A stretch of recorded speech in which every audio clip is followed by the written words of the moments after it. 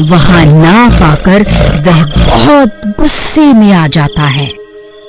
इंसानों, तुम्हारी इतनी हिम्मत, वह मेरी अमानत है, मैं उसे वापस पाकर ही रहूंगा। फिर वह कंकाल भी गुस्से में उस कुएं से बाहर निकल आता है और गांव की तरफ चल देता है। फिर गांव पहुंचकर वह अपनी अंगूठी की तलाश करनी शुरू कर देता है। सब गांव वाले उस कंकाल को गांव में देखकर चौंक जाते हैं। अरे मर गए रे, अब ये हड्डियों का ढांचा कहाँ से आ गया? हे भगवान, ये सब क्या हो रहा है? अब ये नई मुसीबत कहाँ से आ गई?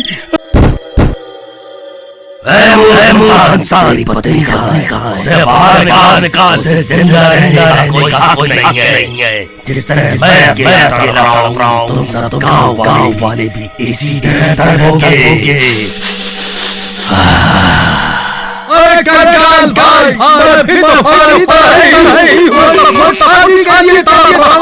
हमारे गांव में कोई के चलते अब हमारे गांव में भी लड़की नहीं है। कंकाल जी, हम दोनों भाई है। जिस तरह आप तड़प रहे हैं, मैं भी उसी आग में जल रहा हूं। कंकाल जी, मुझे भी अपने साथ ले चल।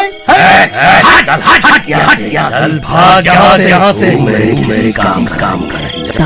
उस कुएं के पास पहुंच जाता है और वहां पहुंचकर हैरान रह जाता है। अरे नास बेटो, मेरी पत्नी को उस भूत के हवाले क्यों कराए? अरे मर गई रे, ये मैं कहाँ आ गई?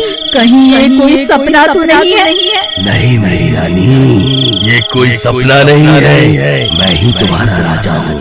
तभी तो तुमने मेरी दी हुई अंगूठी पहनी है। चलो अब कुएं में चलते हैं। अब से वही तुम्हारा नया घर है।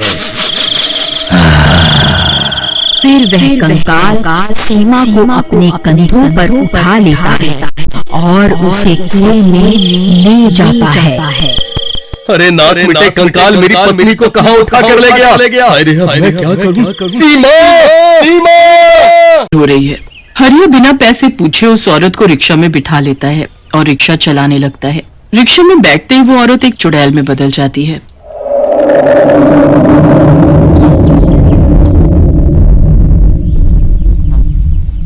हरिया इस बात से बिल्कुल अनजान होता है कि उसने एक चुड़ैल को अपने रिक्शे में बिठा रखा है। वो तो बस एक सवारी मिलने की खुशी में जल्दी जल्दी रिक्शा चलाता रहता है। चुड़ैल रिक्शे में चुपचाप बैठी रहती है। इतनी रात को आप अकेले उस सुनसान रास्ते पर क्यों खड़ी थी? आपके साथ कोई नहीं आया? मैं अकेले रहती हूँ। अच्छा, पर आप जा कहाँ रही हो? अपने घर जाना है मुझे देर हो रही है, जल्दी चलो। हाँ जी मैडम, मैं चला रहा हूँ। हरिया तेज तेज रिक्शा चलाने लगता है और आखिरकार रेलवे स्टेशन तक पहुंच ही जाता है। लो मैडम, आ गया आपका रेलवे स्टेशन। हरिया को कोई जवाब नहीं मिलता। फिर वो पीछे मुड़कर देखता है तो रिक्शे में कोई भी नहीं होता। तभी अचानक वहां पर जोर जोर से डरावनी आवाजें आने लगती है। रात में इस नल को चलाने की हिम्मत किसने की? किसने अपनी मौत को दावत दी है? आवाज सुनकर दोनों लोग बुरी तरह से घबरा जाते हैं। वो इधर उधर देखते हैं कि तभी अचानक उनके सामने से नल के अंदर से एक धुआं निकलता है और वो देखते ही देखते धुआं चुड़ैल में परिवर्तित हो जाता है। चुड़ैल को देखकर बिल्लू टिल्लू की हवा टाइट हो जाती है। बिल्लू हाथ जोड़कर चुड़ैल के सामने खड़ा हो जाता है। मुझे माफ कर दो चुड़ैल जी, मुझे नहीं पता था कि तुम वास्तव में यहाँ रहती हो। हमें जाने दो। कैसी बातें कर रहा है राजा?